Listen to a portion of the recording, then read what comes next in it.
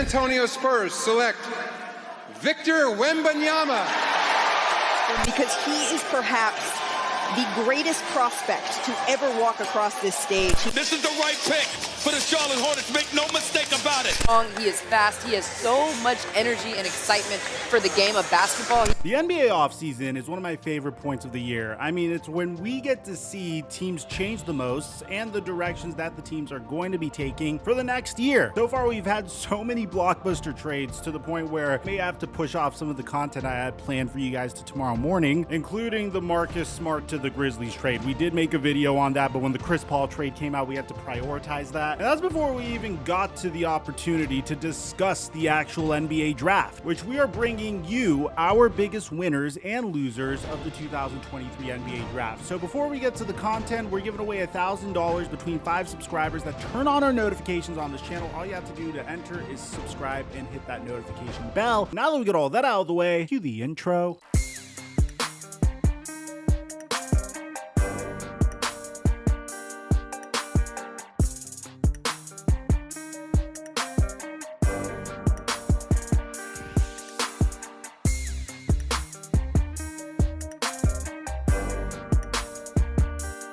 The NFL and NBA season are officially over, and I need something to hold me over until at least the NFL season comes back. So I've been playing prize picks for the WNBA and the MLB, and I've been fairly successful. It's a good way to get some extra action on games that I wouldn't really watch otherwise. I post my picks onto my Instagram story daily, and I've been hitting on a decent amount of them. And right now, when you use my promo code microphone, they'll double your deposit up to $100. Mic check 1 2 1 2. What's going on, everybody? We gotta open up the biggest winners and losers of the 2023 NBA draft with the obvious biggest winner here. I mean, I guess you could say biggest winners, because the first biggest winner would have to be the San Antonio Spurs, who won the NBA draft lottery to have the opportunity to select Victor Wembanyama. But this is also a very mutually beneficial relationship. I mean, Victor Wembanyama is a huge winner in this particular instance as well, because the San Antonio Spurs are the perfect place for him to go to develop as a basketball player and hopefully be the next great NBA player in this game's history. Now, I know there's a lot of expectations on Wemby. I've always said that a huge variable in any basketball player's success is the culture that he gets drafted to and the situation that he's placed within. If the Charlotte Hornets got the #1 overall pick, then Victor Wembanyama may have been more of a second option or would have had to figure out how to make things work with LaMelo Ball. If he got selected by the Portland Trail Blazers, there would be pressure to compete for a playoff spot almost immediately. And although we could all romanticize about Tim Duncan's rookie season, where Tim Duncan was able to form a twin towers with David Robinson and lead the San Antonio Spurs to a NBA championship, I don't necessarily think that that's the direction that Wembanyama's career is going to go. The Spurs actually have a nice young core to build around Victor Wembanyama so far, with Devin Vassell, Keldon Johnson, Jeremy Sohan. Zach Collins is very versatile and could slide in next to Wemby. I feel like if there's a coach that could develop Victor Wembanyama to his fullest potential, it would be Greg Popovich, who developed Tim Duncan to his fullest potential as well. I'm excited to actually see Greg Popovich have a competitive team in the future once again, because those Tim Duncan, Manu Ginobili, Tony Parker led San Antonio Spurs teams, although you could make the claim that it was boring to watch, if you watch highlights of this team, the way they played basketball was absolutely beautiful, and it was the right way to play basketball. Obviously, there are variables at play. Asset-wise, this team is set as a result of the DeJounte Murray trade, where the Spurs received 3 first-round picks and a pick swap, and given the direction of the Atlanta Hawks, there's a chance that the 2025 first-round pick, the 2026 first-round pick, and the 2027 first-round pick turn out to be very good picks in the future, especially if DeJounte Murray leaves, and given the fact that the Hawks don't really know what they're doing, at least so far over the past year, thanks to the owner's son, by the way, which we've made videos on this before. But ultimately, I'd have to say, as an NBA fan, you should be excited about Victor Wembanyama's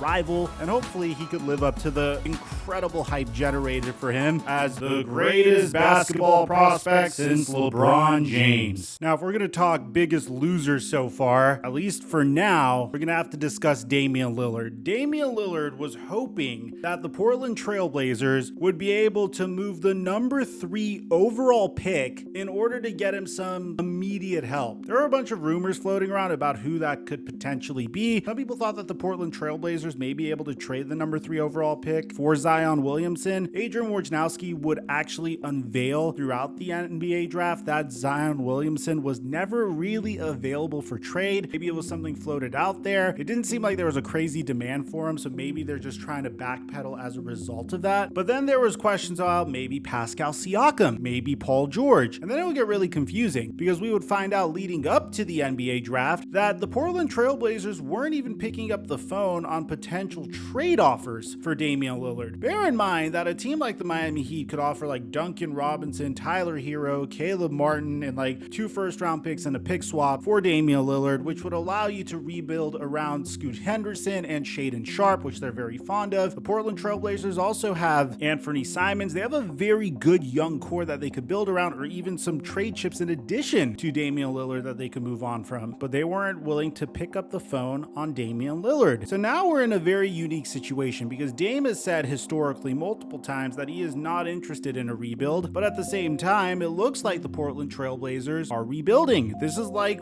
2 years ago when they said, hey, we're contending and we're competing, but at the same time, we're going to go ahead and trade away Norman Powell and Robert Covington to the Los Angeles Clippers for, I don't know, garbage scraps that are way past their prime. I mean, no, seriously, revisit that trade. It was truly a horrific trade. But if Damian Lillard's also a loser, you could also make an argument that currently, despite Damian Lillard and Scoot Henderson being in contact with one another, Scoot Henderson's a little bit of a loser. Not because he's in a bad situation with Portland, because he still doesn't have clarity about his future. He's essentially in the same situation that Andrew Wiggins was in when Andrew Wiggins was selected with the number 1 overall pick in the 2014 NBA draft. Back then, Andrew Wiggins was considered to be the greatest basketball prospect since LeBron James. I don't think you guys understand. They do this like quite literally once every like 3 or 4 years. If the Portland Trailblazers trade Damian Lillard and build around Scoot Henderson, then I'd say he's a huge winner. He's a loser because he doesn't necessarily know what his future is like. But on the other hand, I'd say Damian Lillard's a huge loser because, well, the Portland Trailblazers weren't able to move that pick for additional help, which probably makes him the biggest loser of all. At least for now. For all you know, this could result in Dame getting traded to a contender. And in that case, I think he could be the biggest winner on this list, primarily because you would be contending despite getting paid $60 million a year annually once your Supermax contract extension kicks in. A very underrated winner, this is a little controversial, is none other than the Dallas Mavericks and Luka Doncic. While we were doing our draft live stream, a lot of people were upset about this particular pick. A lot of people were saying, Mike, why on earth would the Dallas Mavericks trade back 2 picks and give up Davis Bertans? Well, in this particular instance, as a result of the Dallas Mavericks moving back 2 additional picks, they were able to dump Davis Bertans' contract, which results in them freeing up $22 million in cap space just a week before NBA free agency starts. This is significant. I mean, this is money that you could put in to convince Kyrie Irving to re-sign with the Dallas Mavericks, which there isn't that robust of a market for Kyrie Irving to begin with, but it's much more attractive to go to Kyrie Irving and say, hey, if you re-sign with us, then we could actually put good pieces around you and Luka as a result of trading away Davis Bertans to begin with. The next big winner on this list is none other than Zion Williamson. The fact that he didn't get traded on draft night for Scoot Henderson is a huge victory in my opinion. It means the New Orleans Pelicans still believe in him. It means that they are still doing everything they can to build a contender around him. And I honestly think that's a great decision for both the New Orleans Pelicans and Zion Williamson, because at the end of the day, no one's going to really look back on this moment and say, hey, the Pelicans should have traded Zion Williamson for Scoot Henderson, because that's a very aggressive move to begin with. No team has ever made a decision like that in NBA history. No team has ever punted on a player with the ceiling that Zion has just a mere 4 seasons into his career. I hope Zion is able to turn it around. I'm not necessarily sure if he can. I would want to see LaMelo Ball throw lobs to Zion Williamson, but ultimately that's not what's going to happen. Same with Damian Lillard throwing lobs to Zion Williamson. Ultimately, that's not going to happen. But regardless, this should be seen as a huge victory for Zion as well. And probably the biggest loser in this year's NBA draft that ended up in a great situation. I don't think the team that drafted him is a huge loser, but I do believe that the player's slide does make him a loser because, well, he loses out on a significant amount of money, although he still gets a first-round rookie contract. Would have to be Cameron Whitmore. Part of the reason Cam Whitmore has dropped poor workouts, some not great interviews with teams have not been as strong.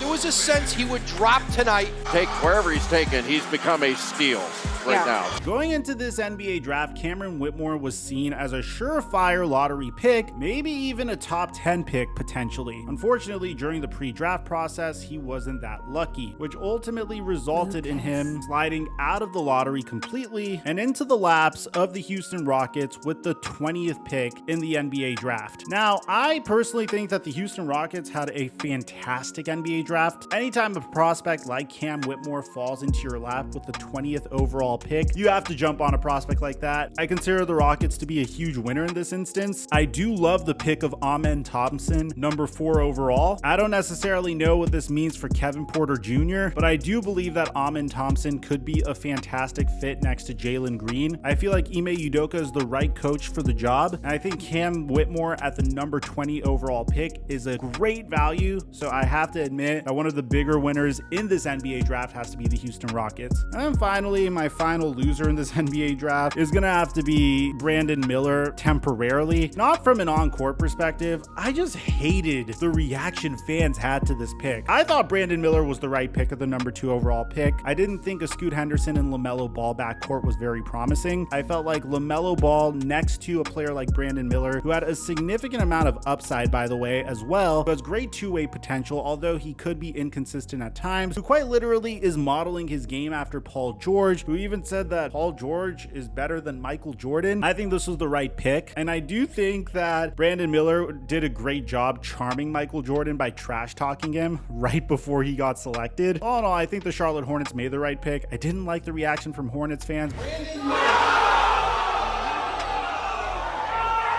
but that's going to be all forgotten once Brandon Miller hits the court. And those are my biggest winners and losers of this year's NBA draft. If you think I forgot anyone at all whatsoever, let me know in the comment section down below. Aside from that, I'm your boy Mike, and I'm dropping our mic until our next upload.